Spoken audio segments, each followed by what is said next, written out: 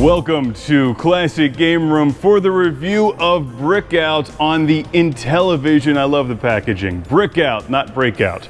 Brickout, which requires a color television. So fellas, it's time to upgrade and enjoy Brickout.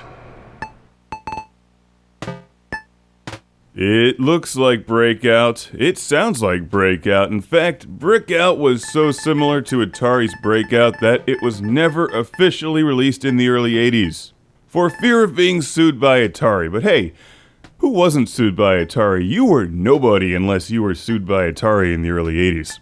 Well, fast forward years later, and here comes a brand new copy of Brickout, or at least one that was extremely well preserved for the past 35 years.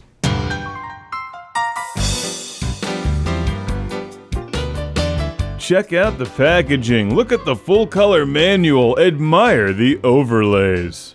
Thanks to John from Durham, North Carolina. It appears that this game comes from IntellivisionRevolution.com, who I can only imagine in a street brawl against Atari age.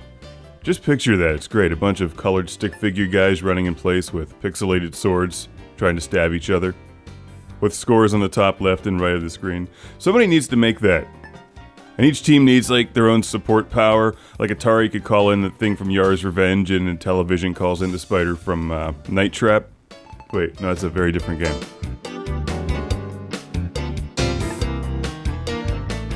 Night Stalker. Sorry, that's a huge difference. Anyways, let's move on to Brickout here, which has a storyline. I love games which are nothing more than a bunch of blocks on screen with complex storylines. As you explored an unusual ice formation on the moon Triton, you accidentally triggered a defense platform hidden in the rings of Neptune. The formation transformed into a triangular mechanism of alien origin that propelled you into outer space. Space.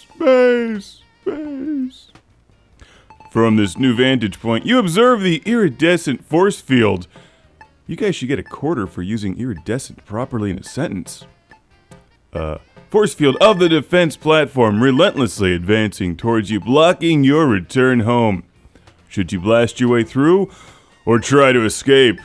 You have only seconds to decide, but what about just staying there? That wasn't an option.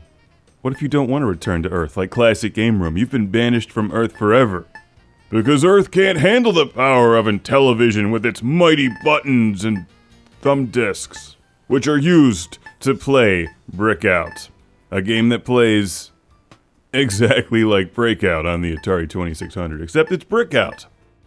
Even though it looks exactly the same, to be fair, it does play a little bit differently. It feels different. Like the collision detection in Brickout is bizarre to say the least, so you never really know what you're gonna get. The game is different every time. And that's actually what makes it really cool. It's awkward and definitely funky. Like, I prefer Breakout with the paddle controllers, but Brickout is kind of bizarre yet likable. It has a half-complete feel to it, which makes it unique.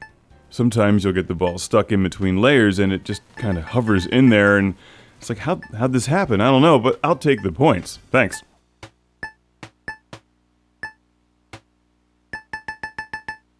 Let's take another look at the gorgeous box art and controller overlays, which you really don't need, but they're nice to have anyway. This also comes with a full color instruction manual, something that modern $100 million games can't even bother to give you. While it's tough to control the direction of the bounce that you're going to get off your paddle, that uncertainty is what makes Brickout different than Breakout. It has a different feel, even though it looks exactly the same. So let's get another shout out and thank you to John from Durham, North Carolina. Thank you for sending Brickout to the show. There you are up on the map. Maybe someday in the future, Atari fans and Intellivision fans can get along and team up against Nintendo fans. Until then, we've got some beautiful repro games and homebrews for our favorite old school systems. Check out IntellivisionRevolution.com/Brickout for more information on this one, and do your part to keep Intellivision alive.